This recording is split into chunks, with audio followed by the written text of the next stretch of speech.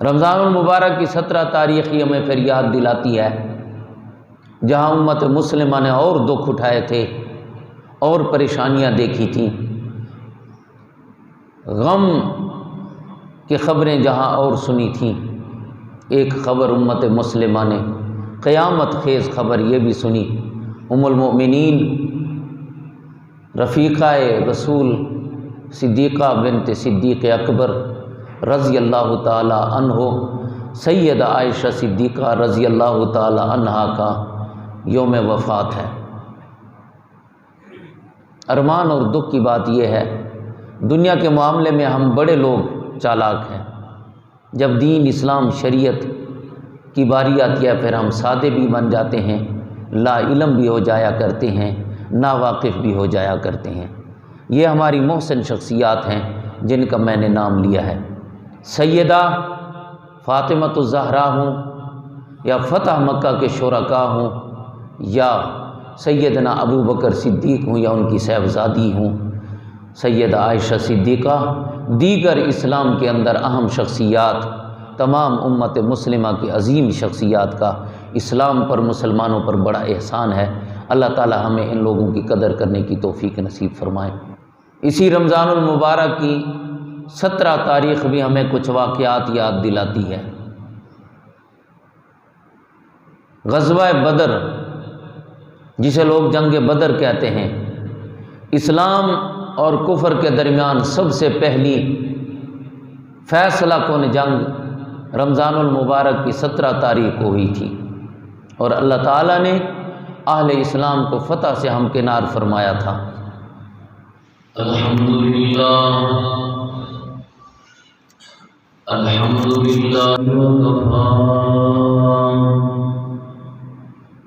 والصلاة والسلام على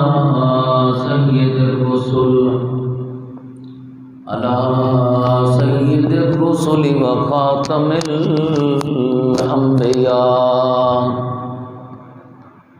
محمد المصطفى احمد المجتبى وعلى آلہ واصحابہ وازواجہ واہل بیتہ اجمعین، اما بعد فاعوذ باللہ من الشیطان الرجیم، بسم اللہ الرحمن الرحیم، وَإِذْ يَمْكُرُ بِكَ الَّذِينَ كَفَرُوا لِيُثْبِتُوكَ أَوْ يَقْتُلُوكَ أَوْ يُخْرِجُوكَ وَيَمْكُرُونَ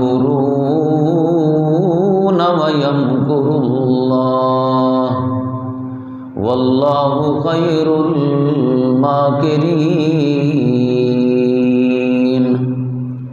سبحان ربک رب العزت عما یصفون وسلام علی المرسلین والحمد للہ رب العالمین۔ ان اللہ وملائکتہ یصلون علی النبی یا ایہا الذین آمنوا صلوا علیہ وسلموا تسلیما۔ اللہم صل علی محمد وعلی آل محمد کما صلیت علی ابراہیم وعلی آل ابراہیم انک حمید مجید۔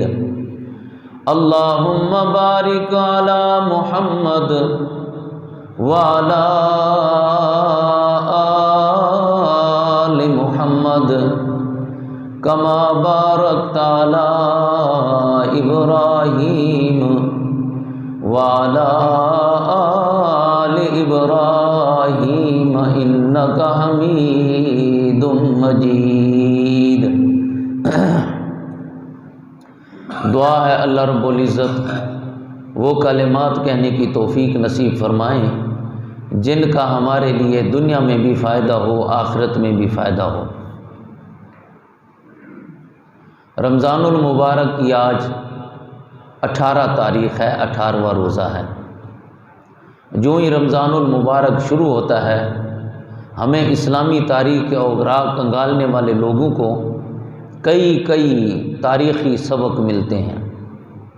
3 تاریخ ہوتی ہے رمضان المبارک کی، تمام اہل مطالعہ کو یاد آتا ہے اللہ اکبر، رسول محترم صلی اللہ علیہ وسلم کی آخری لاڈلی پیاری صاحبزادی سیدہ فاطمہ کو انتقال ہوا تھا۔ رمضان المبارک کی 10 تاریخ آتی ہے، سیرت نگاروں نے لکھا ہے، سیرت کا مطالعہ کرنے والے لوگ بخوبی واقف ہیں، قرآن و حدیث کی تعلیمات سے آشنا لوگ جو ہیں انہیں پتہ ہے 10 رمضان المبارک کو فتح مکہ مکرمہ ہوا تھا، جسے لوگ فتح مکہ کہتے ہیں۔ اسی رمضان المبارک کی 17 تاریخ بھی ہمیں کچھ واقعات یاد دلاتی ہے۔ غزوہ بدر، جسے لوگ جنگ بدر کہتے ہیں، اسلام اور کفر کے درمیان سب سے پہلی فیصلہ کن جنگ رمضان المبارک کی 17 تاریخ کو ہوئی تھی، اور اللہ تعالیٰ نے اہل اسلام کو فتح سے ہمکنار فرمایا تھا۔ رمضان المبارک کی 17 تاریخ ہی ہمیں پھر یاد دلاتی ہے جہاں امت مسلمہ نے اور دکھ اٹھائے تھے اور پریشانیاں دیکھی تھیں، غم کی خبریں جہاں اور سنی تھیں، ایک خبر امت مسلمہ نے قیامت خیز خبر یہ بھی سنی، ام المؤمنین رفیقہ رسول صدیقہ بنت صدیق اکبر رضی اللہ تعالی عنہ سیدہ عائشہ صدیقہ رضی اللہ تعالی عنہا کا یوم وفات ہے۔ ارمان اور دکھ کی بات یہ ہے دنیا کے معاملے میں ہم بڑے لوگ چالاک ہیں، جب دین اسلام شریعت کی باری آتی ہے پھر ہم سادے بھی بن جاتے ہیں، لا علم بھی ہو جایا کرتے ہیں، ناواقف بھی ہو جایا کرتے ہیں۔ یہ ہماری محسن شخصیات ہیں جن کا میں نے نام لیا ہے۔ سیدہ فاطمہ الزہرا ہوں یا فتح مکہ کے شرکاء ہوں یا سیدنا ابو بکر صدیق ہوں یا ان کی صاحبزادی ہوں سیدہ عائشہ صدیقہ، دیگر اسلام کے اندر اہم شخصیات، تمام امت مسلمہ کی عظیم شخصیات کا اسلام پر مسلمانوں پر بڑا احسان ہے۔ اللہ تعالی ہمیں ان لوگوں کی قدر کرنے کی توفیق نصیب فرمائے۔ ایک دور تھا رسول اللہ صلی اللہ علیہ وسلم کو مکہ مکرمہ میں رہتے ہوئے 13 سال کا عرصہ بیت گیا۔ 13 سال آپ نے دکھ اٹھائے، 13 سال آپ نے آزمائشیں اٹھائیں، 13 سال آپ نے تکلیفوں کا سامنا کیا۔ کوئی ایسا معاشرے میں دکھ نہیں تھا، کوئی ایسی تکلیف نہیں تھی جو لوگوں نے رسول اور رسول کے صحابہ کو نہ دی ہو۔ سادے لفظوں میں یوں سمجھیں، کوئی ایسا طعنہ نہیں تھا، کوئی ایسی گالی نہیں تھی جو لوگوں نے رسول یا رسول کے صحابہ کو نہ دی ہو صلی اللہ علیہ وسلم۔ ہر طعنہ دیا، ہر دکھ دیا، ہر غم دیا، ہر پریشانی دی، رسول اللہ صلی اللہ علیہ وسلم نے اپنے صحابہ کو ہمیشہ صبر کا سبق سکھایا۔ صبر کرو، کفو ایدیکم، پریشان نہ ہوو، اللہ کی مدد آئے گی، دل چھوٹا نہ کرو، اللہ کی مدد آئے گی۔ بالآخر آزمائش اتنی زیادہ سخت تھی، رسول اللہ صلی اللہ علیہ وسلم نے بحکم خداوندی اپنے یاروں کو اجازت دی، یار ہر چیز کی ایک حد ہوتی ہے، دکھوں کی بھی ایک حد ہوتی ہے۔ اگر کوئی بندہ دکھ سہنے سے، دکھ اٹھانے کا متحمل نہیں، میں محمد اجازت دیتا ہوں اگر وہ ہجرت کرنا چاہے تو ہجرت کر جائے، مکہ چھوڑنا چاہے مکہ چھوڑ جائے۔ خیال کرنا کسی اور علاقے میں نہ جانا، اگر ہجرت کرنی بھی ہے، مکہ چھوڑنا بھی ہے نا، اس ملک چلے جانا۔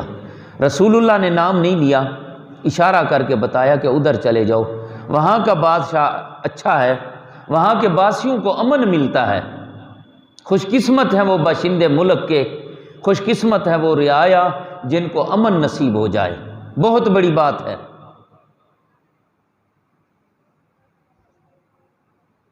آج تو امن کا فقدان ہے۔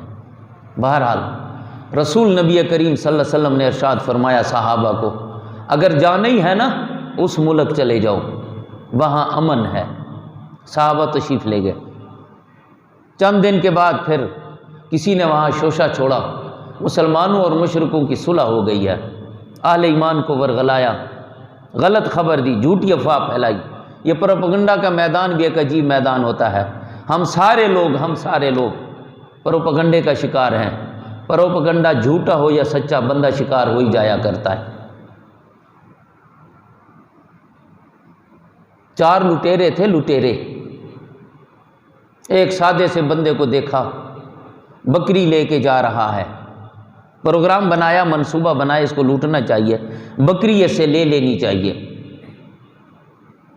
لڑتے ہیں تو بندہ موٹا تازہ ہے، زور ہے ہم سے، لڑ کے بھی نہیں لے سکتے، چھین نہیں سکتے، کوئی دھوکہ کرے اس کے ساتھ، پروپیگنڈا کرتے۔ وقفے پر نا 3-3 4-4 منٹ کی مسافت پر چاروں کھڑے ہو گئے اور مشورہ کیا، جس کے پاس گزرے نا اس نے اس کو یہ کہنا کہ یہ آپ کتا کدھر لے جا رہے ہیں، یہ نہیں کہنا یہ بکری ہے۔ ایک کی بات اگنور کرے گا، دوسرے کی، تیسرے کی، آخر کسی نہ کسی کی بات میں تو آ ہی جائے گا۔ ٹھیک ہے جی، وقفے سے کھڑے ہو گئے۔ پہلے بندے کے پاس سے گزرا تو اس نے کہا، بڑے میاں ماشاءاللہ کتا چنگی نسل کا لے کے جا رہے ہو، کہاں سے لیا ہے؟ اس نے کہا عقل کر، یہ کتا نہیں ہے، یہ بکری ہے۔ نہیں جی آپ کو غلط فہمی ہے، یہ بکری نہیں ہے، یہ کیا ہے؟ کتا۔ اس نے سمجھا یہ پاگل ہی کھڑا ہے، ایویں ہی کہہ رہا ہے، یا نظر کمزور ہوگی، چلا گیا۔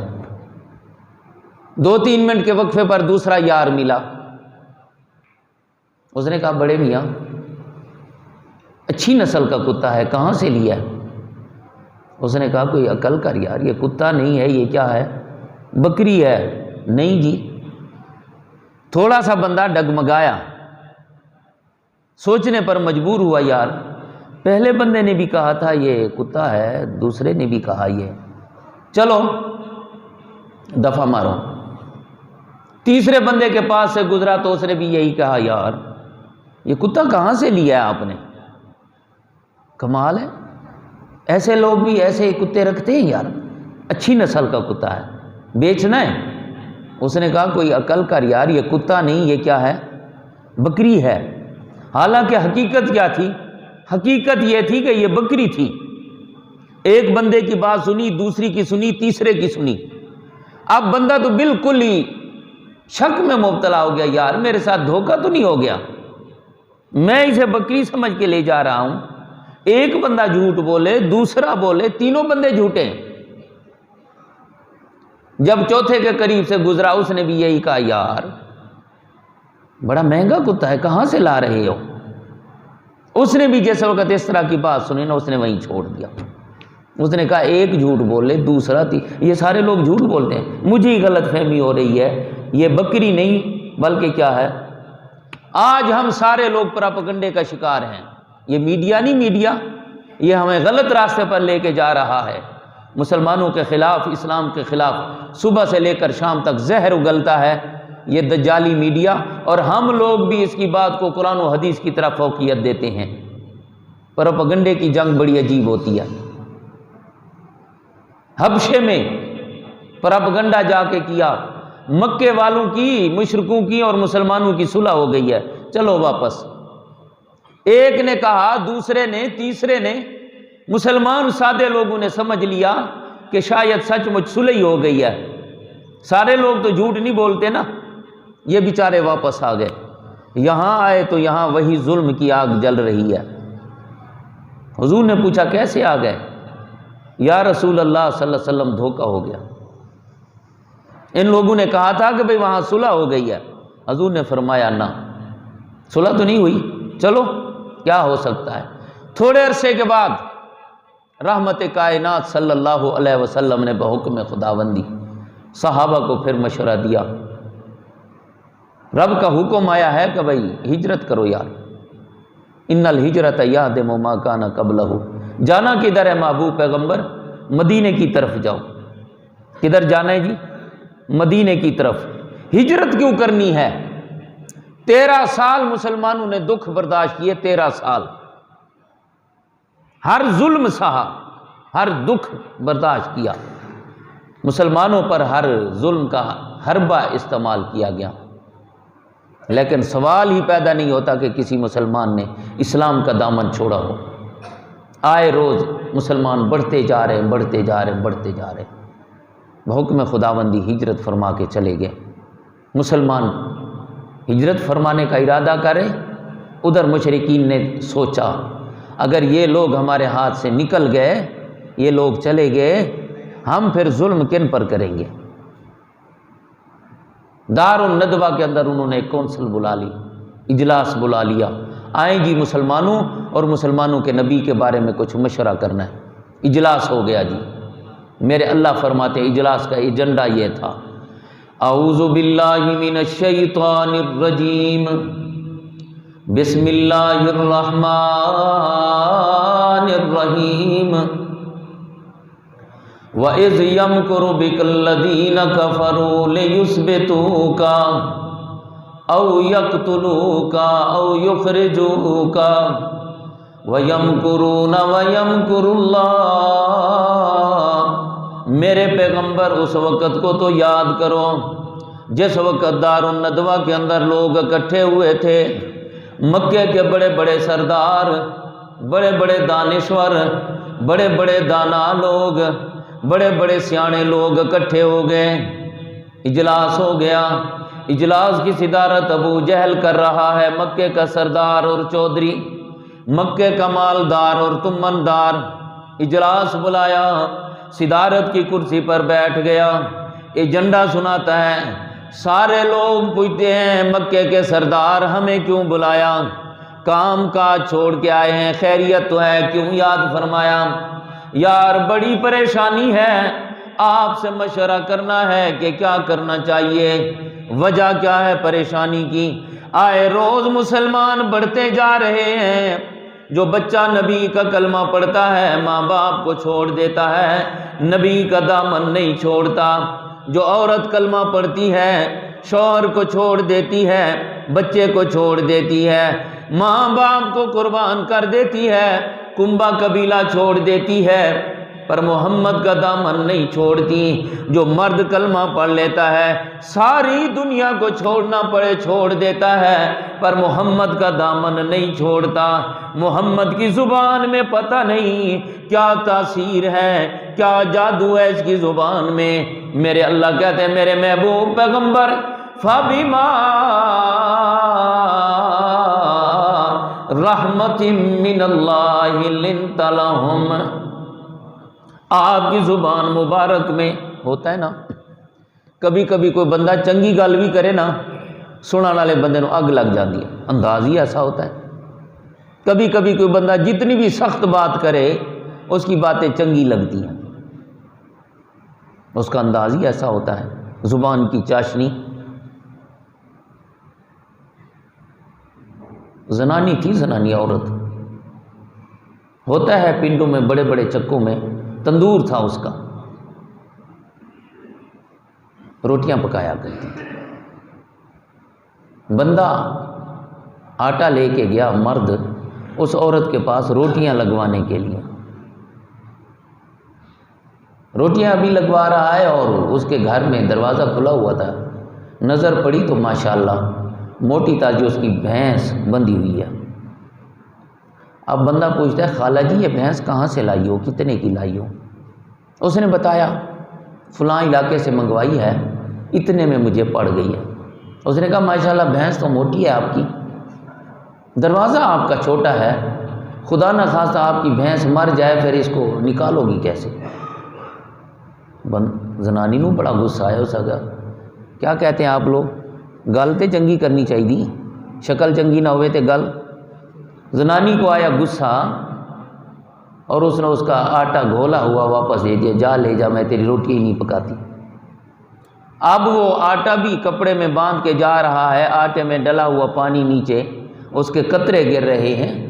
کسی بندے نے پوچھا یہ آٹے میں کیا ہے؟ جا رہا تھا نا, کپڑے میں کیا ہے؟ اس نے کہا آٹا. یہ نیچے کیا ٹپک رہا ہے؟ اس نے کہا زبان کی چاشنی.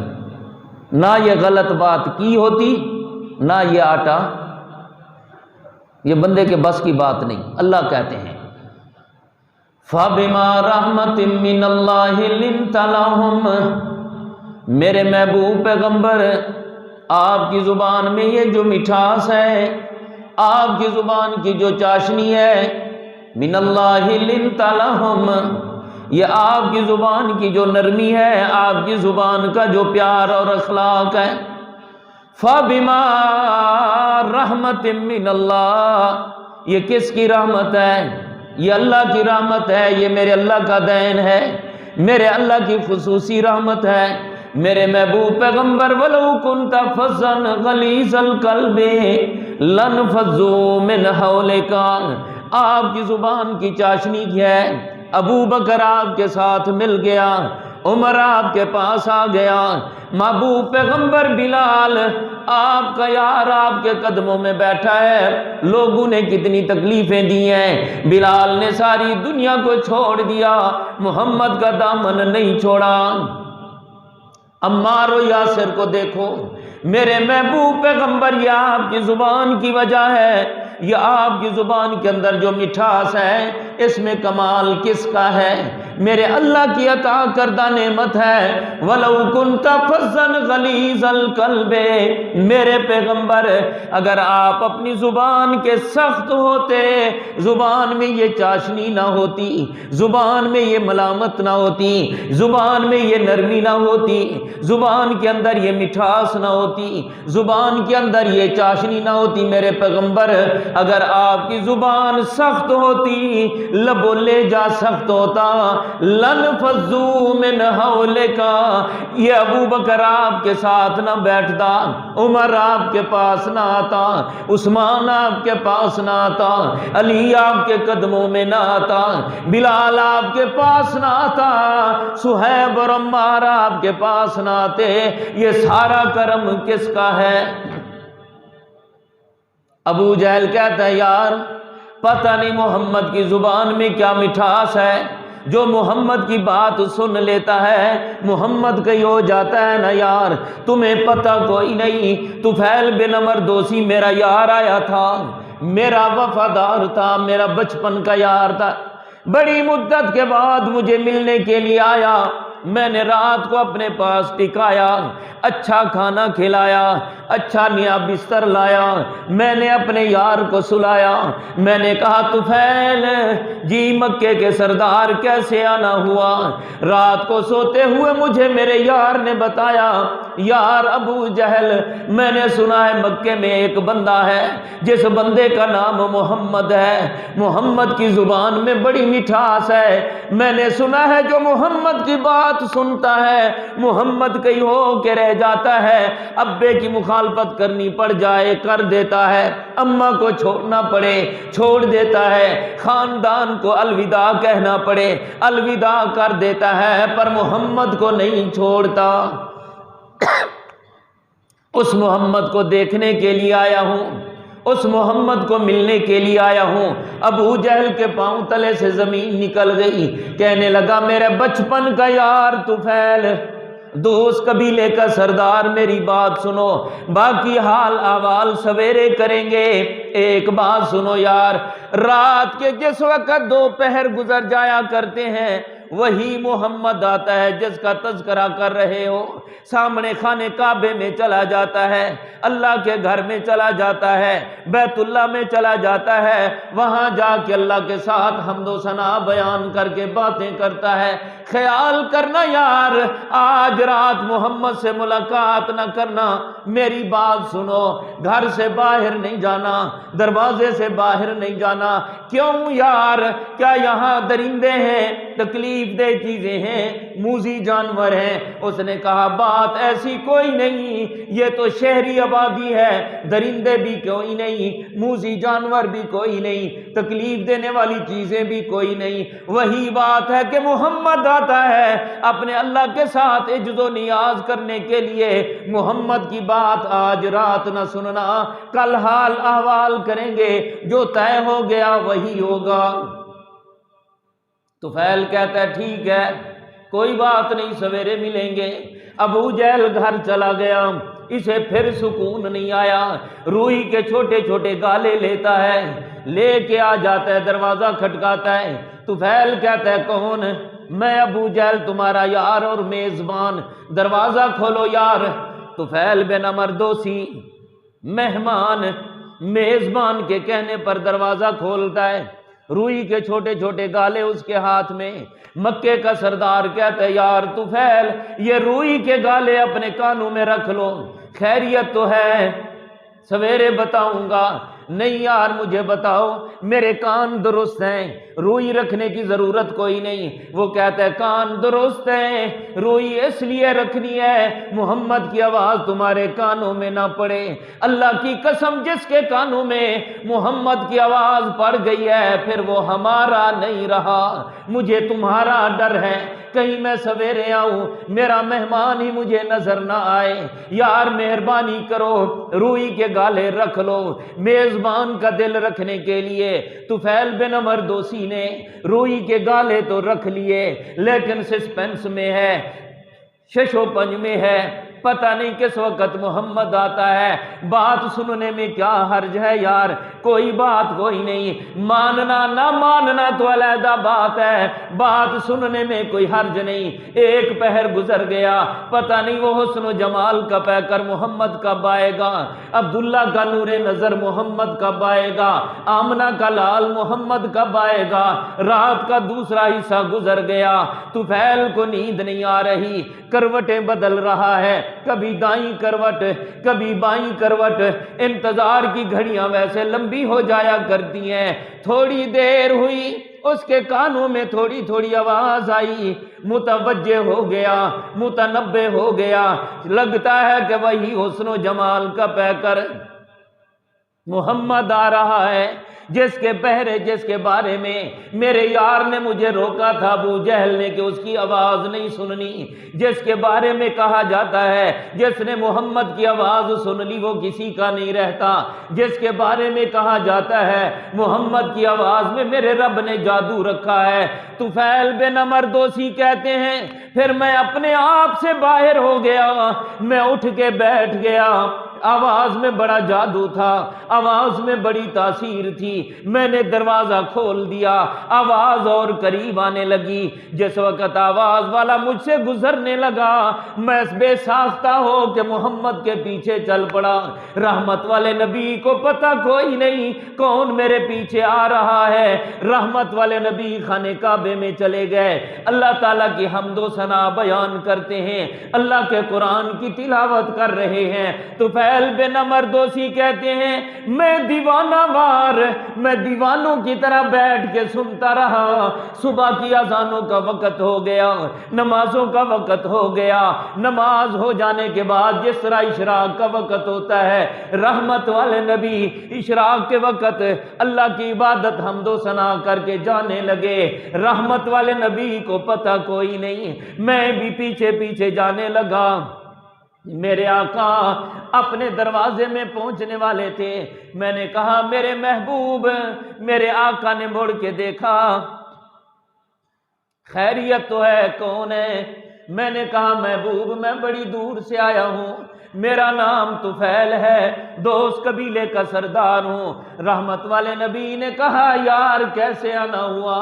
محبوب آپ کو دیکھنے کے لیے آیا تھا، آپ کی باتیں سننے کے لیے آیا تھا، آپ کا دیدار کرنے کے لیے آیا تھا، والضحیٰ والا چہرہ دیکھنے کے لیے آیا تھا، واللیل والی زلفیں دیکھنے کے لیے آیا تھا، علم نشرہ کے سینے والے محمد کا دیدار کرنے آیا تھا، جس کو میرا رب خطاب کرتے ہوئے کبھی طٰہٰ کہتا ہے، کبھی یاسین کہتا ہے، کبھی صاد والقرآن ذی الذکر کہہ کے قرآن مخاطب کرتا ہے، کبھی میرا اللہ اپنے محبوب سے باتیں کرتا ہے، یا محمد نہیں کہتا، یا رسول نہیں کہتا، بلکہ میرا اللہ تو اپنے بندوں کو روکتا ہے، لا تجعلوا دعاء الرسول بینکم کدعاء بعضکم بعضا۔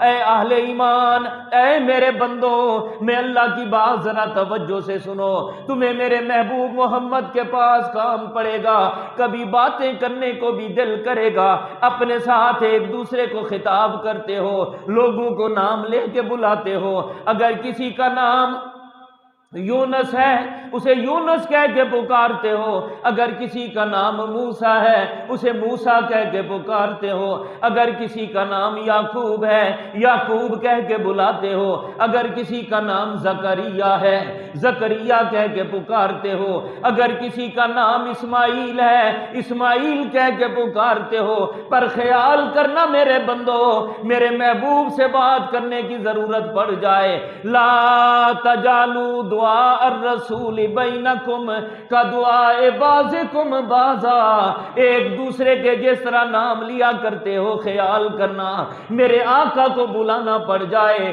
میرے آقا کو کبھی یا محمد کہہ کے نہیں بلانا، نام لے کے، تمہیں نام لے کے بلانے کی اجازت کوئی نہیں، میں اللہ بھی اپنے محبوب کو جس وقت بلاتا ہوں، میں نے بھی اپنے پیغمبر کو یا محمد نہیں کہا، میں نے جب بھی بلایا میں نے اپنے پیغمبر کا لقب لے کے بلایا، کبھی میں نے اپنے پیغمبر کو کہا یا ایھا الرسول بلغ ما انزل الیک من ربک، کبھی میں نے اپنے محبوب کو بلایا یا ایھا المزمل قم اللیل الا قلیلا، کبھی میں نے اپنے محبوب کو بلایا یا ایھا المدثر قم فانذر وربک فکبر، خیال کرنا اگر میرے محبوب سے بات کرنی پڑ جائے کبھی میرے محبوب کا نام کیوں؟ کسی کو نام لے کے پکارنا بے ادبی ہوتا ہے، بے ادبی ہوتا ہے کہ نہیں؟ اگر شاگرد اپنے استاد کا نام لے کے بلاتا ہے کبھی، استاد جی، ٹیچر، سر، یہ کہہ کے بلاتا ہے نا جی، نام، اگر شاگرد اپنے استاد کا نام لے تو بے ادبی سمجھا جاتا ہے، مرید اپنے پیر کا نام لے کے بلائے بے ادبی سمجھا جاتا ہے، بیٹا اپنے ابا جی کو نام لے کے بلائے بے ادبی سمجھا جاتا ہے، میرے اللہ کہتے ہیں خیال کرنا میرے محبوب کو نام لے کے نہیں بلانا، نام لے کے بلاؤ تو میرے کاغذوں میں بے ادبی سمجھا جائے گا، بے ادب بندے کی کوئی نیکی قبول۔ آج کل تو لوگوں نے پہچان بنا لی ہے، مسجد میں داخل ہو جاؤ دروازے کی ایک طرف یا اللہ لکھا ہوتا ہے، دوسری طرف یا محمد، پتہ چل جاتا ہے فلانے فرقے کی مسجد ہے، فلانی جماعت کی مسجد ہے۔ بہرحال یہ لفظ نبی کی شان کے بارے میں کہنا بے ادبی ہے بابا، نام ہونا اپنی بات ہے، اللہ بھی اپنے پیغمبر کو اس نام کے ساتھ کہیں نہیں بلاتے، بلایا ہے تو لقب کے ساتھ ہی بلایا ہے۔ ابو جہل بیٹھا ہوا ہے، یار طفیل آ گیا، میرے محبوب کیا پیغام لے کے آئے ہیں؟ رحمت والے نبی نے فرمایا یار طفیل سنو میری بات، اپنے قبیلے کے سردار ہو، جہاں دیدہ بندے ہو، کونسلیں اٹینڈ کیا کرتے ہو، مجلسوں میں بیٹھے رہتے ہو، سرداروں کے ساتھ تمہاری ملاقاتیں ہیں، اچھے برے کی تمیز جانتے ہو، عقل مند اور بے عقل کے درمیان فرق کرنا اچھے طریقہ سے جانتے ہو، بیٹھو یار طفیل میری بات سنو۔ رحمت والے نبی نے طفیل کو بٹھایا، اپنے قبیلے کا سردار ہے، میرے آقا سے ملاقات کرنے کا خواہاں تھا، امیدوار تھا، آس لے کے آیا تھا، میرے آقا نے اس کی آس ہی پوری کر دی۔ میرے آقا نے کہا یار سنو، میں یہ کہتا ہوں جو ابو جہل کو سمجھ نہیں آتا، میں جو کہتا ہوں جو عتبہ کو سمجھ نہیں آتا، میں وہ کہتا ہوں جو عتیبہ اور شیبہ کو سمجھ نہیں آتا، یا رسول اللہ مجھے بتلائیں کیا کہتے ہیں۔ میرے آقا نے فرمایا بیٹھو پھر، حامیم تنزیل من الرحمن الرحیم کتاب فصلت آیاتہ قرآنً عربیًا لقوم یعلمون۔ رحمت والے نبی نے چند آیتیں پڑھی، طفیل کی آنکھوں سے آنسو، یا رسول اللہ مجھے سمجھ آ گیا، محبوب پیغمبر میرے دل دماغ نے گواہی دے دی ہے، یہ باتیں کسی جادوگر بندے کی کوئی نہیں، یہ باتیں کسی شاعر بندے کی کوئی نہیں، یہ باتیں کسی مجنون بندے کی کوئی نہیں، یہ اللہ کے نبی کے علاوہ کسی کی بات ہو سکتی۔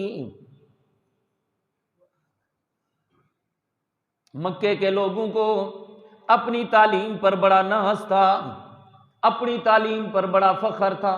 ہمارے ہاں بھی بتایا جاتا ہے بڑے فخر سے، میں نے ایم فل کیا ہوا ہے، میں نے ماسٹر کیا ہے، میں نے یہ کیا ہے، میں نے بڑی بڑی ڈگریاں بتائی جاتی ہیں۔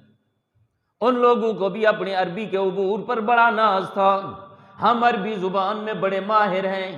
ایک بندے نے ایک شعر لکھ کے کھڑایا، وہاں مقابلے ہوتے تھے، خانہ کعبے کی دیوار کے ساتھ لٹکا دیا گیا، لوگ اس کے مقابلے میں دوسرا شعر لکھ جاتے تھے، پھر تیسرا شعر لکھ دیا۔ ایک بار نبی کے ایک یار نے قرآن مجید کی سب سے چھوٹی سورت کو لکھا، انا آتیناک الکوثر فصل لربک وانحر ان شانئک ھو الابتر، لکھا، خانہ کعبے کی دیوار کے ساتھ لٹکا دیا۔ لٹکانے کا مقصد یہ تھا، یہ چیلنج ہے، یہ کلام ہے وہ جو میرے نبی پر میرے اللہ اتارا کرتے ہیں۔ مکے کے پڑھے لکھے لوگوں، مکے کے دانا لوگوں، مکے کے بڑے بڑے شاعروں، یہ اللہ کے نبی کے اوپر آیا ہوا کلام میں لٹکا رہا ہوں، میں نے لکھ دیا ہے، اگر کسی کے اندر ہمت ہے تو اس کا جواب لکھے۔ بڑے بڑے شاعر آئے، کسی کے پاس کوئی جواب کوئی نہیں، انہوں نے کہا جی اتنے دنوں کے بعد ہمارا شاعر آئے گا، بڑا سردار آئے گا، شاعروں کا بڑا امام آئے گا، ہم اس سے جواب لکھوائیں گے۔ اللہ کا کرنا، ایک ایک دن کے انتظار کے بعد ان کا منصف شاعر آ گیا، اس کو کہا گیا جی محمد کے یار نے یہ 3 آیتیں لکھ دی ہیں، انا آتیناک الکوثر فصل لربک وانحر ان شانئک ھو الابتر، اس کا جواب لکھنا ہے۔ فلانے نے بھی بڑی کوشش کی ہے، جواب نہیں لکھا گیا، فلانے نے بھی بڑی کوشش کی ہے، جواب نہیں لکھا گیا، فلانے نے بھی بڑی کوشش کی ہے، جواب نہیں لکھا گیا۔ آپ ہی کا انتظار تھا، سارے لوگوں کی نظریں آپ پر ہیں، آپ آئیں گے، جواب لکھیں گے۔ جس وقت اس نے پڑھ رہا ہے انا آتیناک الکوثر فصل لربک وانحر ان شانئک ھو الابتر، اس نے اشارہ کیا کہ قلم کاغذ لے کے آؤ۔ لوگ سمجھ گئے شاعروں کا سردار جواب لکھے گا، اب تو مزہ آ جائے گا، ہم اس کے ساتھ لٹکا دیں گے، ہم بھی چیلنج لکھ دیں گے، محمد کے یارو اگر تمہارے اندر ہمت ہے تو ہمارے شاعر کا جواب لکھے۔ قلم کاغذ آ گیا، لوگ بھاگتے بھاگتے دوڑتے دوڑتے، کوئی ادھر سے قلم کاغذ دیتا ہے، کوئی ادھر سے قلم کاغذ دیتا ہے، کوئی ادھر سے قلم کاغذ دیتا ہے۔ اس نے ایک بندے سے قلم کاغذ لیا، اس کو پڑھ بھی رہا ہے، اس نے لکھا ما ھذا قول البشر، لکھ کے لوگوں کو دے دیا، جواب یہ ہے۔ لوگوں نے سمجھا بڑا کمال کا جواب لکھا ہوگا، کیا لکھا؟ ما ھذا الا قول البشر، اس نے لکھ دیا یہ انسان کا کلام کوئی نہیں، یہ کسی بشر کا کلام کوئی نہیں، یہ کسی آدمی کا کلام کوئی نہیں۔ ما ھذا قول البشر، یہ کسی آدمی کا کلام کوئی نہیں، یہ کس کا کلام ہے؟ کس کا کلام ہے جی؟ طفیل بھی آج بیٹھا ہوا ہے، کہتا ہے ما ھذا قول البشر، میرے محبوب جو آپ نے سنایا ہے اللہ کی قسم یہ انسان کا کلام کوئی نہیں۔ میرے اللہ کہتے ہیں تنزیل من الرحمن الرحیم، یہ کہاں سے آیا بلا؟ اس کو اتارنے والے کو رحمان کہتے ہیں، اس کے اتارنے والے کو رحیم کہتے ہیں۔ کتاب، اس کو کیا کہتے ہیں؟ یہ کتاب ہے، فصلت آیاتہ، اس کی آیتیں فیصلہ کر دیا کرتی ہیں، حق اور باطل کے درمیان فیصلہ کر دیا کرتی ہیں، جنتی اور جہنمی کے درمیان فیصلہ کر دیا کرتی ہیں، جھوٹے اور سچے کے درمیان فیصلہ کر دیا کرتی ہیں، ابو بکر اور ابو جہل کے درمیان فیصلہ کر دیا کرتی ہیں، نبی کے یاروں اور نبی کے غداروں کے درمیان فیصلہ کر دیا کرتی ہیں۔